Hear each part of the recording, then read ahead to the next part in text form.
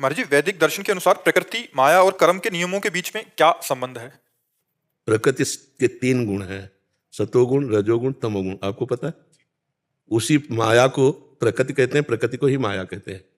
भगवान की जो रचनात्मक शक्ति है उसी को प्रकृति कहते हैं। भगवान की कृति है, ये भगवान की रचना है, जानते ना? तो रचना को कृति कहते हैं ना, तो उसी को हम प्रकृति कहते हैं। 3 गुणों से युक्त है ये, सतोगुण, रजोगुण, तमोगुण। और इससे प्रेरित होकर के जो होते हैं उन्हें कर्म कहते हैं। जो भगवान की इच्छा शक्ति है, वो जो भगवान की रचना शक्ति है, उसको प्रकृति कहते हैं।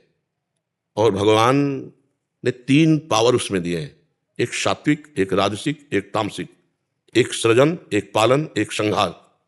और इससे प्रेरित होकर जो कर्म होते हैं उन्हीं को कर्म कहा जाता है। इससे प्रेरित होकर जो क्रियाएं होती हैं उन्हें कर्म कहते हैं। समझ गए? जी महाराज जी, जैसे माया का जो रूप है, नहीं है, कोई रूप नहीं। माँ माने नहीं, या माने जो है ही नहीं। तो माया को फिर शास्त्रों में बुरा क्यों बताया गया? बुरा कभी नहीं कहा गया, भगवान की अर्धांगिनी शक्ति है। आप देखो, अभी शास्त्रों का आपको ज्ञान ही नहीं पूरा। आदि शक्ति जे ही जगो उपजाया, सो अवतरी मोरी यह माया। जो सीता जी के लिए कह रहे हैं कि आदि शक्ति जो जगत को उत्पन्न करने वाली महाशक्ति माया है, वो मेरे साथ अवतरित होगी। मनुष्य रूपा जी से कह रहे हैं हम गलत चल रहे हैं, हमारा उस गलत चलने के सुधार की बात कही गई। माँ बुरी है क्या? महामाया जगदम्बा है कहा गया है? नहीं, देवी को महामाया कहा गया, तो हमारी अम्मा है ना। अब अम्मा को हम गलत दृष्टि से देखें तो थप्पड़ खाएंगे कि नहीं खाएंगे? तो बस यही हमारी गलती है, हमको अपनी गलती सुधारने को कहा गया है।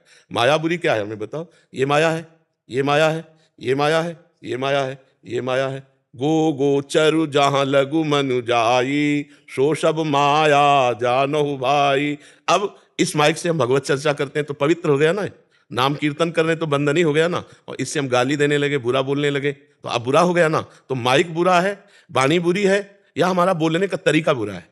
बोलने का तरीका सुधारने की बात कही गई है। हम माया का जो दुरुपयोग कर रहे हैं वो हमारे बंधन कारक है। नहीं तो माया रोटी है, माया पानी है, माया ये शरीर है। वही रोटी पानी पाके इस शरीर से हम तपस्या करते हैं, हम भजन करते हैं, तो आप हाथ जोड़ रहे हो।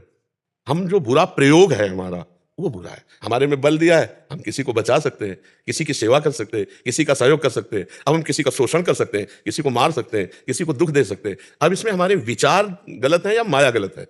विचार। तो हमको विचार शुद्ध करने की बातें शास्त्रों में मिली है। कहीं भी माया बुरी कही गई तो हमें बताओ कि ये माया बुरी है। मान लो हमारी बहन है तो बहन है, और दूसरे की बहन है तो माया कह देंगे उसे क्या? स्त्री माया नहीं है। तुम्हारे विचार में जो बैठ गई है दुर्गंध, जो दुर्विचार, उनको त्याग दो। तो अपनी बहन तो पास खेले बैठे, हमें क्या बुरा लगेगा? विषय वस्तु के संदर्भ में कह रहा था, सांसारिक विषय वस्तु वो भी एक माया का रूप है।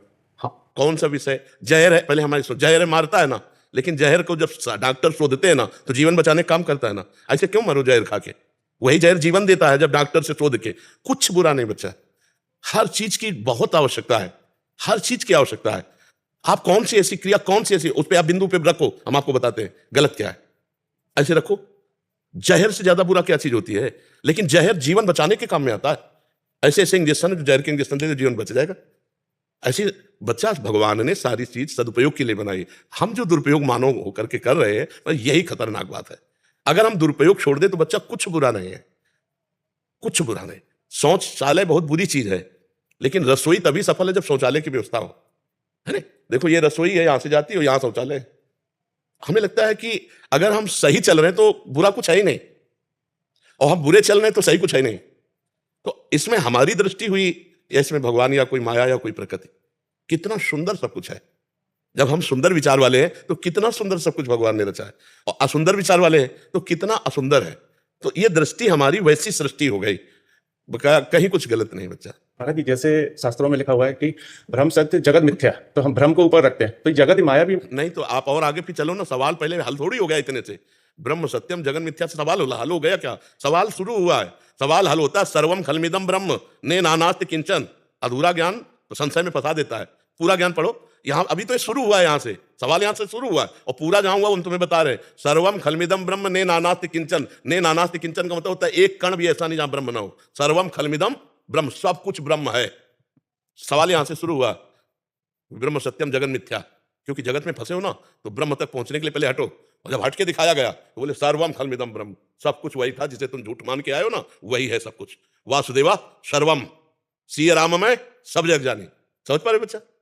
बोलिए। जैसे एक विधि है, योग में 4 विधियां होती हैं, ज्ञान भक्ति। एको विधि अगर पालन किए होते बच्चा तो एको प्रश्न न रह जाते। नहीं, जैसे राजयोग और भक्ति योग में बच्चा अंतर सब। अच्छा ये बताओ, प्रवचन करता बनना चाहते हो या साधक बनना चाहते हो? तो अभी चौराहे पे खड़े हो, कोई मार्ग तो चयन करो तुम।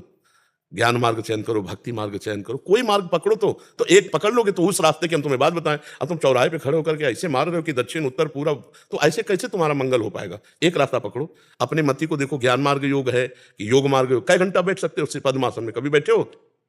नहीं। योग किसे कहते हैं? अभी तो योग जानते नहीं किसे कहते हैं। चित्त वृत्ति का निरोध करके परमात्मा में स्थित करना योग कहते हैं। हम पहले योग का साधन जहाँ शुरू होता है अष्टांग योग, यम नियम आसन पे था। हाँ, तो आप कितनी देर पद्मासन बैठ सकते हो? वैसे तो आधा 1 घंटा तो। 3 घंटा के पहले योग ही नहीं माना जाता। 3 घंटा पद्मासन में बैठ के 6 घंटा बैठे, अब तो किडनी फेल बच्चा। सिद्धासन में कई मिनट बैठे हो? जानते हो सिद्धासन जानते ही नहीं होगी। सिद्धासन जानते हो? अवस्था नहीं हमारे से। नहीं, सिद्धासन अभी तो ककारा नहीं आता बच्चा, तभी तो कह रहे अभी तो चौराहे पे खड़े हो। अब मतलब जैसे किसी विद्वान से या पढ़े लिखे से ऐसे बात करोगे तो बात अलग होगी। हम लोग क्या है, पूरी यात्रा करके आए हैं।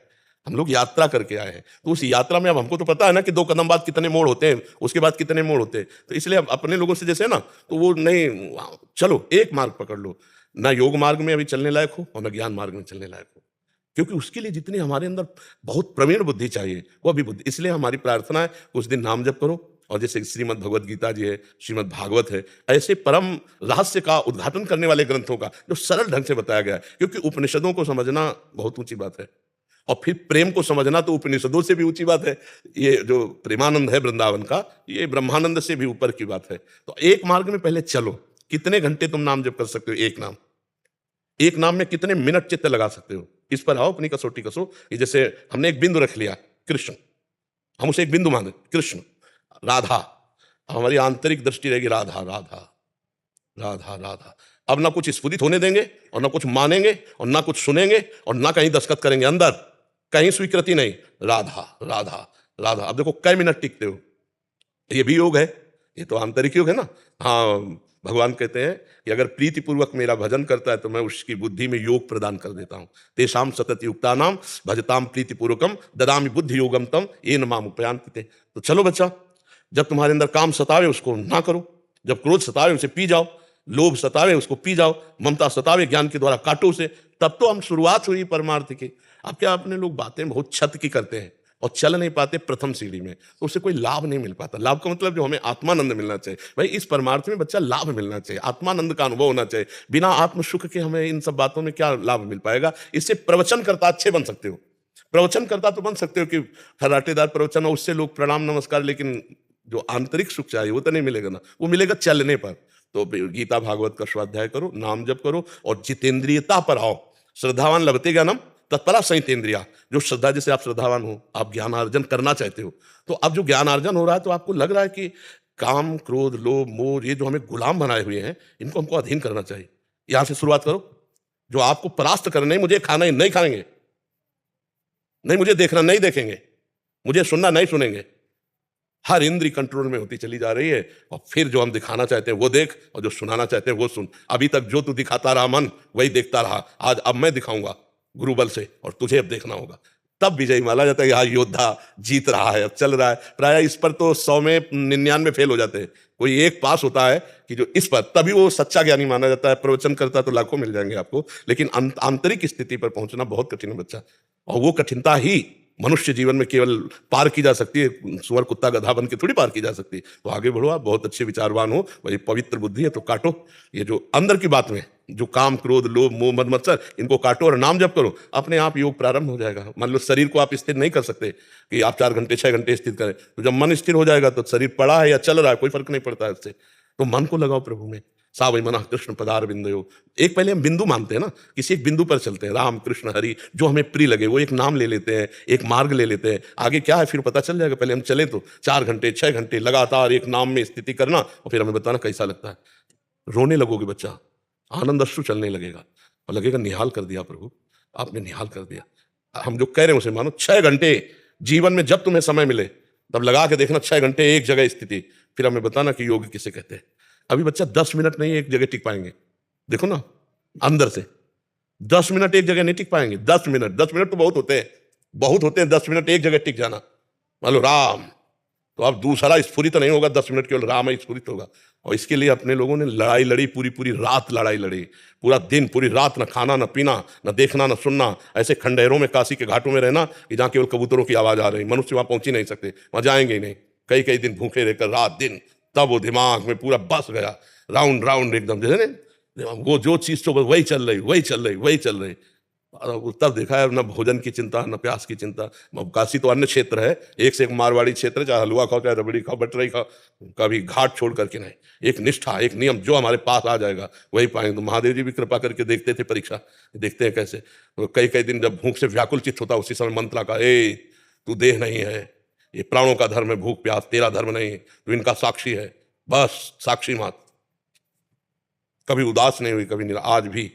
तो जब तक सच्चिदानंद का अनुभव नहीं, तो बच्चा माया से नहीं लड़ सकते। माया का मतलब यही, इसी से नहीं लड़ सकते। ये बहुत दुरंत है। जब प्यास लगेगी तो पानी में चित्त रहेगा ना, प्यास लगे और चित्त परमात्मा में, भूख लगे और चित्त परमात्मा में, शरीर भीषण कष्ट से युक्त और चित्त परमात्मा में, इसकी कोई परवाह नहीं, चाहे जैसी स्थिति हो, इसकी कोई परवाह नहीं। तब माना जाता है कि योद्धा हो। अब अभी केवल एक पटाखा छूटा भाग पड़े नहीं, और बोले घर में अपनी पत्नी के सामने कह रहे थे हम बहुत बड़े शूटर हैं, नहीं राइफल के, और पटाखा छूटा भाग पड़े। तो अब एक छोटा सा कष्ट आया, भाग पड़े परमार्थ, बोले हमारी श्रद्धा खत्म हो गई, हमारा भी ये हो गया वो। ये योद्धाओं का काम है, जैसे हजारों घाव लगे फिर भी दुश्मन की तरफ बढ़ता चला जाए, ऐसे लक्ष्य की तरफ बढ़ता चला जाए। हर कष्ट, हर बात में हम अविनाशी हैं, अविनाशी के बच्चा है, भगवान का अंश हूं मैं, फिर आगे बढ़ो। ये हम आपके अंदर जोश भर रहे हैं। इसी जन्म में भगवत प्राप्ति कर सकते हो, इसी जन्म में शुद्ध ज्ञानी हो सकते हो, इसी जन्म में शुद्ध योगी हो सकते हो। और अभी समय है, थोड़ा समय और क्रॉस करके फिर नहीं निकल पाओगे। जब शरीर में जवानी होती है तो इसी जोश में निकला जाता है, क्योंकि परीक्षा तो इसी में है ना।